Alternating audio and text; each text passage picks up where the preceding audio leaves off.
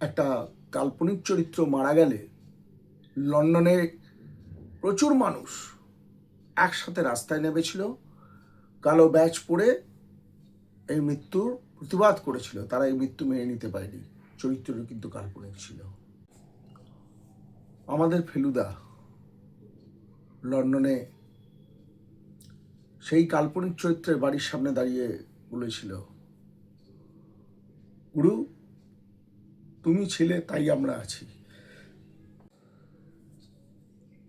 তিনি কে?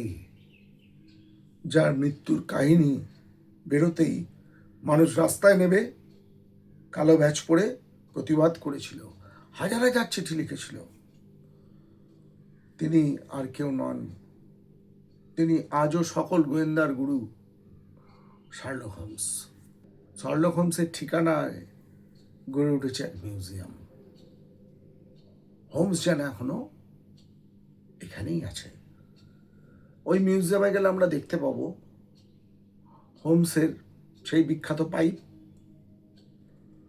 তার বিখ্যাত ডিয়ার স্টকার টুপি, ম্যাগনিফাইং গ্লাস, কেমিক্যাল সেট, আর তার সেই বিখ্যাত ভায়োলিন। সবকিছু এমনভাবে সাজানো আছে যেন মনে হবে শার্লক হোমস একটু পরেই দরজা খুলে ঢুকবে। সুইজারল্যান্ডের রেইচেনবাখ ফলসে একটা পাহাড়ি রাস্তা, মুখোমুখি দাঁড়িয়ে আছে পৃথিবীর সকল গোয়েন্দাদের গুরু শার্লক হোমস এবং অপরাধ জগতের কিং যাকে বলা হয় সেই প্রফেসর মরিয়ার্টি। আজ তাদের অন্তিম বোঝা পড়ার দিন।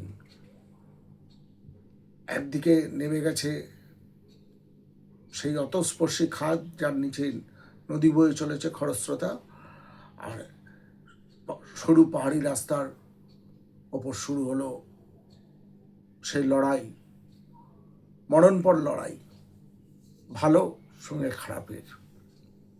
সেই লড়াইতে দীর্ঘক্ষণ চলল, তারপরে শেষ অবধি দুজনেই একসঙ্গে পড়তে থাকলো সেই খাদ থেকে নদীর দিকে শূন্যে। কিন্তু ওই যে বলে ভালো রক্ষা স্বয়ং ঈশ্বর করেন, শার্লক হোমস একটি পাথর ধরে ঝুলে কিন্তু বেঁচে গেল। আর প্রফেসর মরিয়ার্টি তার শেষ হলো সেই উঁচু থেকে পড়ে সেই নদীর জলে। এরপরে এই খবর চারিদিকে রটে গেল।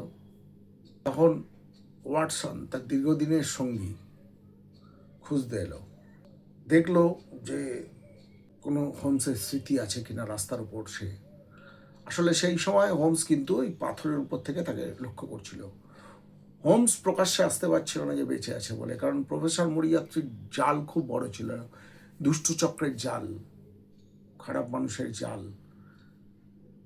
যদি জানতে পারে যে প্রফেসর মরিয়ার্টি মারা গেছে এবং যে মৃত্যুর জন্য যে দায়ী সেই শার্লক হোমস বেঁচে আছে, তাকে কিন্তু বাঁচতে দেবে না। সেই কারণে হোমস কিন্তু দীর্ঘদিন আত্মগোপন করেছিল। আসল বাস্তবটা হচ্ছে হোমসকে সেখানেই শেষ লেখা লিখেছিলেন স্যার আর্থার কোনান ডয়েল। কিন্তু মানুষের প্রতিবাদ, এক ভয়ঙ্কর স্তরের প্রতিবাদ হয়েছিল। কেউ মেনে নিতে পারেনি হোমসের এরকম মৃত্যু, তাই বাধ্য হয়ে তাকে ফিরিয়ে নিয়ে আসেন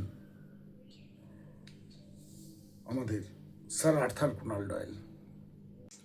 ধীরে ধীরে হোমস প্রফেসর মরিয়ার্টির জালটা, অর্থাৎ তার যত রাজ্যের সব অ্যান্টি সোশ্যাল অ্যাক্টিভিস্ট ছিল সেই সব খারাপ লোকদেরকে ধীরে ধীরে ধীরে ধীরে ধীরে সরিয়ে দেয়, সমাজকে পরিষ্কার করে। অবশেষে সময় আসে, হোমস আত্মপ্রকাশ করে, ফিরে আসে লন্ডনে সবাইকে চমকে গিয়ে। ওয়াটসন সামনে দাঁড়িয়ে জীবিত। একটা মৃত্যু, একটা প্রত্যাবর্তন, এক কিংবদন্তির জন্ম। আজ যখন আমরা সেই লন্ডনের বেকার স্ট্রিটের সেই মিউজিয়ামে ঢুকবো, দেখবো সব কিছু আগের মতো রয়েছে, শুধু একটা জিনিসই বদলেছে। এখন আমরা জানি হোমস কখনো সত্যি হারিয়ে যায় না, এটাই সত্য। হোমস কখনো মরেনি, আজও না। মানুষ তাকে মরতে দেয় না, মানুষ তাকে মরতে দেবেও না। আজকের এই হোমস কাহিনী শেষ করার পূর্বে আমাদের বাংলার ফেলুদা, আমাদের সকলের প্রিয় ফেলুদা, তাকে নিয়ে দু চার কথা না বললে নয়। এই প্রসঙ্গে লন্ডনে ফেলুদা কাহিনীতে সত্যজিৎ রায় কিন্তু এই প্রসঙ্গটি নিয়ে এসছেন, বেশ কয়েক লাইন লিখেওছেন এটির বিষয়ে। ফেলুদা ওই ঘুরতে ঘুরতে তাদের যে গুরু সেই শার্লক হোমসের কল্পিত আস্তানার ওখানে গেছিল এবং সেখানে দাঁড়িয়ে ফেলুদা বলেছিল, গুরু তুমি ছিলে তাই আমরাও আছি। অদ্ভুত। আমাদের এখানে ফেলুদা কিংবদন্তি। তো সেই শেয়ানো ফেলুদা, অথচ কল্পিত চরিত্র, শেয়ানো কল্পিত চরিত্র আর এক কল্পিত চরিত্রের সামনে গিয়ে তাকে গুরু বলে স্বীকার করে বলছে, এক অদ্ভুত। এবং সত্যজিৎ রায় এই ঘটনারও উল্লেখ করেন যে এইরকম মৃত্যুর প্রতিবাদে প্রচুর মানুষ প্রতিবাদ এমন করেছিল। এই বিষয়টা কিন্তু আমাদের লন্ডনের ফেলুদার লেখায় আছেন। আমি সত্যি খুব খুশি যে ফেলুদাকে নিয়ে দু একটি কথা বলতে পারলাম। শার্লক হোমস তো, তাকে নিয়ে দু একটি কথা বলতে পারা, আপনাদের সঙ্গে শেয়ার করা, এটা খুব ভাগ্যের কিংবদন্তি। শার্লক হোমস এবং ফেলুদা অপূর্ব। আজ এই পর্যন্ত থাক। আপনাদের সকলকে আমার নমস্কার। আপনারা দেখতে থাকুন। এবং অর্জুন, আমাদের ভিডিওগুলো কিন্তু এমনভাবে হয় যাতে পরিবারের সবাই দেখতে পারে, এবং এডুকেশনাল তো নিশ্চিত, সেটা আপনারাও নিশ্চয়ই যারা দেখেন, যারা বুঝতে পারেন, অবশ্যই বাড়ির বাচ্চাদের দেখবেন। আত্মীয় স্বজনের মধ্যে কোনো বাচ্চা থাকলে তার কাছেও শেয়ার করে দেবেন, জানুক না একটু পুরনো সেই আমাদের গর্বের কথা। জাতি হিসেবে আমরা একটা উচ্চ স্থানে অবস্থান করি, ভালো জাতি আমরা, শিক্ষিত সুসভ্য জাতি। এটা আমাদের সন্তানদের অবশ্যই জানা উচিত, তাদের গর্ববোধ করা উচিত। এটুকুই আমার বক্তব্য। নমস্কার, ভালো থাকবেন সবাই। আপনাদের চোখ থাকুক এবং অর্জুনে।